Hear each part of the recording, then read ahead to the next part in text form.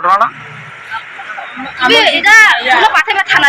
স্কুলে পড়তে গেছি, পড়ার সময় স্কুল থেকে তো জবরদস্তি করে লয়ে গেছি কমলনগর করলা বাড়ি। তখন খবর পাইছি, আমরা গেছি। আর আমার লগে যাইতে দিই না, কত কইতেও দিই না, আদায় রাখছি। তারা আটকে রাখছে।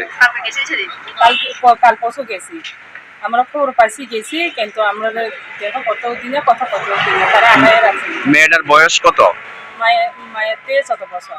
14 বছর না? 14 বছর বয়স। কোন ক্লাসে পড়ে? এত পড়ে। কোন স্কুলে?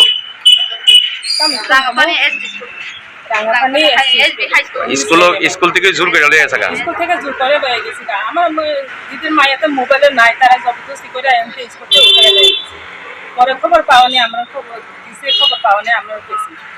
আর আমরা লোক দেখা করতে দিই না, কথা করতে দিই না, তারা জবরদস্তি। এখন কই আইছেন? এখন আমরা থানা আছি। আমার মায়ের আনন্দ লাগে, আমার মায়ের তখন লেখাপড়া করতেছি, আমরা আনন্দ লাগবো, মায়ের লাগবো ওখানে।